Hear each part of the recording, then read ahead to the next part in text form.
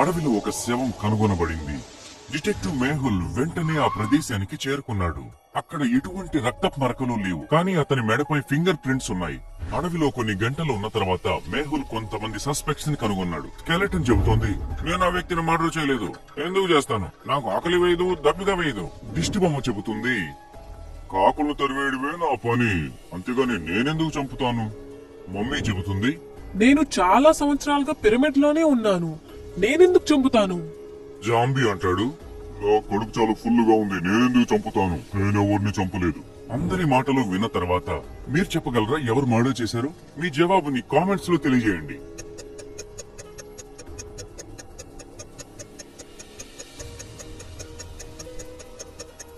ఇప్పుడు మనం జవాబును చూద్దాం. ఆ మనిషి మెడ మీద ఫింగర్ ప్రింట్స్ ఉన్నాయి. సస్పెక్ట్స్ అందరిలో కూడా జాంబీ ఒక్కడికే ఫింగర్స్ ఉన్నాయి, కాబట్టి అతనే. మరి మనం రెండో రెడిల్ కి వెళదాం. పెట్ స్కూల్లో ఒక ఫోటోగ్రఫీ కాంపిటీషన్ ని నిర్వహించారు. అతను ఫోటోని ఏమాత్రం తీయకుండానే బహుమతి గెలవాలని అనుకున్నాడు. అతను తన ల్యాప్టాప్ లో ఒక ఫోటోషాప్ చేయాలని నిర్ణయించుకున్నాడు. అతను గూగుల్ నుంచి కొన్ని ఫోటోస్ డౌన్లోడ్ చేసుకుని వాటిని మెర్జ్ చేసి ఎడిట్ చేశాడు. ఒక అందమైన దృశ్యాన్ని సృష్టించాడు. దాన్ని అతను కాంపిటీషన్ కి సబ్మిట్ చేశాడు.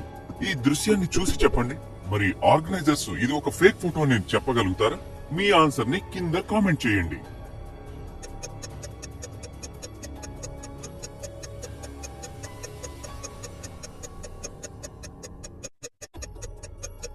ఇప్పుడు మనం జవాబేంటో చూద్దాం. వారు సులభంగానే అర్థం చేసుకున్నారు ఇది ఒక ఫేక్ పిక్చర్ అని. చూడండి, ఇక్కడ ఇద్దరు సూర్యులు ఉన్నారు. టెడ్ యొక్క ఎడిటింగ్ స్కిల్స్ అద్భుతంగా ఉన్నప్పటికీ అతని లాజిక్ వెనకబడింది. ఇప్పుడు మనం మరొకటి చూద్దాం. లండన్ నగరంలో ఒక అదృశ్య దొంగ వచ్చాడు. అతను మనుషుల దృష్టికి కనిపించట్లేదు. అతను దొంగిలించిన వస్తువులు మాత్రమే కనబడేవి. అందువల్ల ఎవరూ కూడా వాటి దగ్గరకు వెళ్లలేకపోయారు. అతను మొదటి రోజు ఒక రిఫ్రిజిరేటర్ ని దొంగిలించాడు. రెండవ రోజు ఒక వాషింగ్ మెషిన్ ని, మూడవ రోజు అతను ఒక మిక్సర్ గ్రైండర్ ని దొంగిలించాడు. ఇక ఆ తర్వాత రోజు ఒక టీవీని. ఇప్పుడు తర్వాత అతను ఏం దొంగిలిస్తాడో చెప్పగలుగుతారా? ఒక రేడియో, ఒక సైకిల్, ఒక బెడ్ లేదా మైక్రోవేవ్? మీ ఆప్షన్స్ ని జాగ్రత్తగా పరిశీలించి జవాబుని కామెంట్లు పెట్టండి.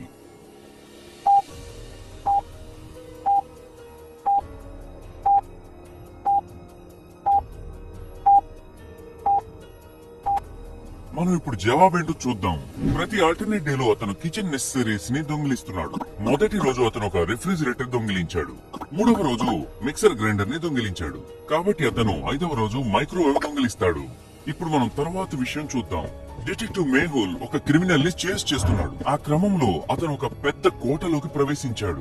మేహుల్ అతన్ని అనుసరించాడు. ఆ మ్యాన్షన్ లో ప్రవేశించాక అతను షాక్ అయ్యాడు. అక్కడ ఒక డిఫ్యూజ్డ్ బాంబ్ ఉంది. దాని పక్కనే ఒక కర్ర, మరొక తాడు ఉన్నాయి. అతను ఆ మూడింటిని తీసుకుని అటువైపుగా నడిచాడు క్రిమినల్ ని పట్టుకోవడానికి. ఆ లోపల అతనికి 3 డోర్స్ కనిపించాయి. మొదటి డోర్ వెనకాల అగ్ని కీలాలు చెలరేగుతున్నాయి. అవి నేరుగా కింద పడేస్తాయి. రెండవ డోర్ వెనకాల ఐరన్ రాడ్స్ నిర్మాణం ఉంది. దాన్ని దాటి వెళ్లడం అనేది సాధ్యం కాదు. మూడవ డోర్ వెనకాల మంచుతో చేసిన గోడలున్నాయి. అవి ఎప్పటికీ కరగవు. మేహుల్ ఏ డోర్ చూస్ చేసుకుంటే మంచిది? మరి మీ ఆన్సర్స్ ఏంటో కామెంట్ సెక్షన్ లో చూద్దాం.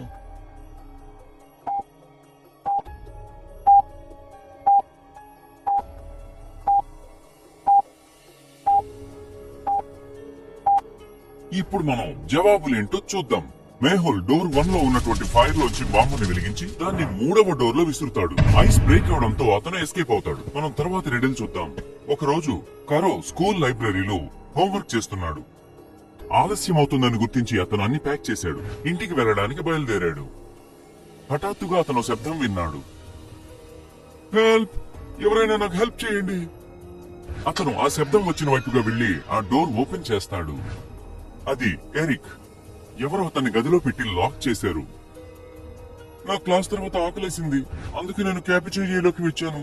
కానీ అది క్లోజ్ అయి ఉంది. నేను చుట్టూ చూశాను, ఇక తిరిగి నా ఇంటి వైపు వెళ్లాను.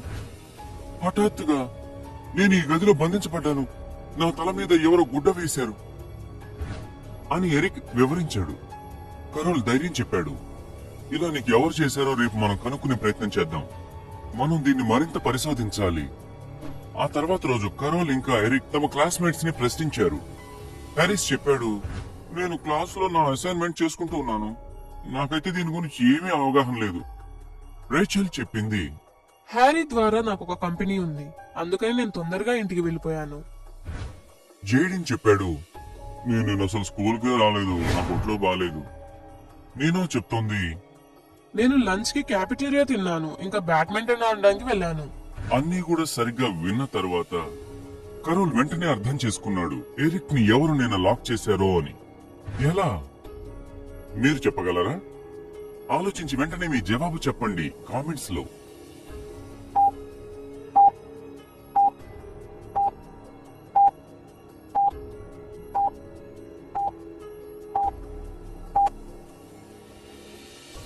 జవాబు ఇక్కడుంది చూడండి. నేనలే లాక్ చేసింది ఎరిక్ ని. ఎందుకంటే తను క్యాఫెటేరియాలో లంచ్ చేశాను అని చెప్పింది. కానీ నిజానికి క్యాఫెటేరియా నిన్నటి రోజున క్లోజ్ చేసి ఉంది.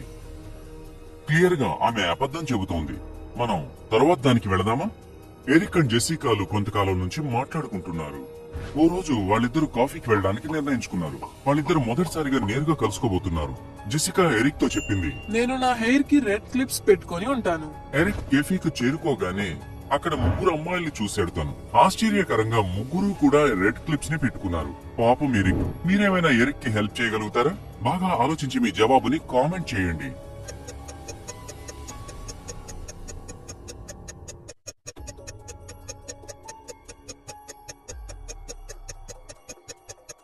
ఇప్పుడు మనం జవాబేంటో చూద్దాం.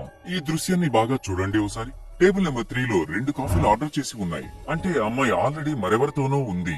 ఇక టేబుల్ నెంబర్ 2 లో ఉన్న అమ్మాయి ఆల్రెడీ తన కాఫీని ఒక బుక్ తో పాటు ఎంజాయ్ చేస్తుంది.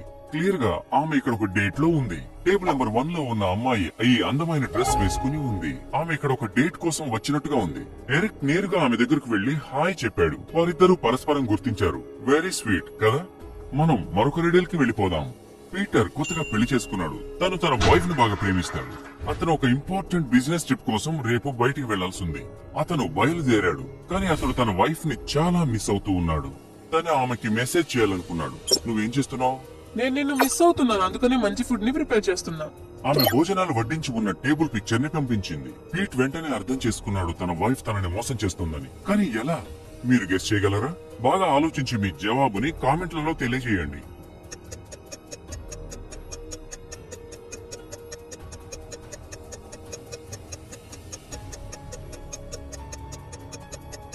ఇప్పుడు మనం జవాబేంటో చూద్దాం.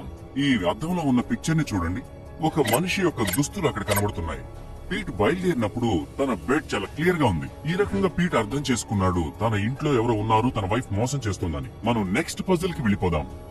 అమెండా తన ఫాదర్ నుంచి $5,000 పొందింది. సో ఆమె ఏటీఎం కి వెళ్లి ఆ డబ్బు డ్రా చేసుకుని వచ్చి తన కబోర్డ్ లో పెట్టుకుంది. అమెండా యొక్క ముగ్గురు రూమ్ మేట్స్ ఆ సమయంలో ఇంట్లో లేరు. ఆమె ఆ డబ్బు అక్కడ దాచి కాలేజ్ కి వెళ్లిపోయింది. ఆమె కాలేజ్ నుంచి తిరిగి వచ్చాక తన క్లాజెట్ నుంచి డబ్బు మాయమై ఉండడాన్ని గుర్తించింది తను. ఆమె అంతగా వెతికింది, కానీ డబ్బులు ఎక్కడ కనబడలేదు. ఆ తర్వాత తన రూమ్మేట్స్ ముగ్గురు అక్కడికి వచ్చారు. అమెండా ప్రతి ఒక్కరిని అడిగింది. ఎవరైనా నా మనీని దొంగలించారా? లిల్లీ వివరించింది. నేను రోజు మొత్తం కాలేజ్ లోనే ఉన్నాను. నేను లంచ్ టైం అప్పుడే వచ్చాను, ఈ గదిలోకి రాలేదు. రోజ్ చెప్పింది. నేను కూడా లంచ్ కోసం ఇక్కడికి వచ్చాను. తర్వాత లిల్లీ వెళ్ళిపోయాక నేను కొన్ని డాక్యుమెంట్స్ కోసం ఆ డోర్ ని ఓపెన్ చేశాను. లోపల అప్పుడు మనీ లేవు. స్టెల్లా చెప్పింది. బీరువాలో డబ్బులా? నాకు అసలు తెలీదు. నేను ఇప్పుడే కాలేజ్ నుంచి వచ్చాను. నువ్వు సెక్యూరిటీ గార్డ్ ని ఎంక్వైరీ చేయి. మీ జవాబేంటో ఆలోచించండి, అలాగే కామెంట్లలో తెలియజేయండి.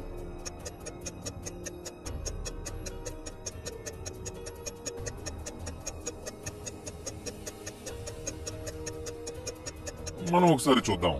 ఇక్కడ ముగ్గురు రెస్పాన్స్లని చూడండి, కానీ జాగ్రత్తగా చూడండి. లిల్లీ అంటోంది తను అక్కడికి రానే లేదు అంటోంది, కానీ తనకి డబ్బులు అక్కడ ఉన్నాయని ఎలా తెలుసు? ఆమె అర్థం చేసుకుంటుంది. ఒకవేళ అమాండా ఈ రూమ్ ని వెతికినట్లయితే డబ్బులు ఎక్కడి నుంచి మాత్రమే పోయి ఉండాలని తెలుస్తుంది. కాబట్టి లిల్లీ గురించి పెద్దగా డౌట్ ఏమీ లేదు. రోజ్ ఏం చెప్పింది? నేను క్లాజెట్ వెతికాను, కానీ అక్కడ డబ్బులు ఏం లేవని. మీరు ఆశ్చర్యపోవచ్చు, ఆమెకి ఎలా తెలుసు అక్కడ డబ్బులు ఉన్నాయి అని. కాబట్టి రోజ్ గురించి మనం అనుమానించాల్సి ఉంటుంది. స్టెల్లా వీళ్ళిద్దరిని విన్నది, అలాగే డబ్బులు పోయాయి అనే విషయం అర్థం చేసుకుంది. కాబట్టి సెక్యూరిటీ గార్డ్ యొక్క సహాయం తీసుకోవాలి అని సూచించింది. దాన్ని బట్టి రోజ్ సస్పెక్ట్ అని అర్థమవుతుంది. అలాగే అమాండా కూడా అదే అర్థం చేసుకుంది. మనం తరువాత దానికి వెళ్లిపోదాం. ఈ ఇద్దరు పని వాళ్ళు క్లీన్ చేస్తున్నారు, కానీ వీళ్ళిద్దరిలో ఒకరు దొంగ. మీరు చెప్పగలుగుతారు వీళ్ళిద్దరిలో ఎవరు దొంగ అని? ఏ ఆర్ బి? బాగా ఆలోచించి మీ జవాబుని కామెంట్ చేయండి.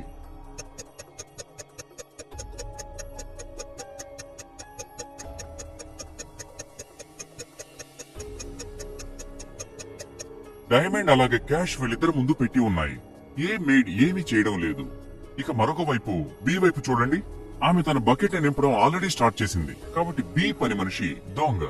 ఇలాంటి మరిన్ని రిడిల్స్ కోసం ఛానల్ ని సబ్స్క్రైబ్ చేయండి.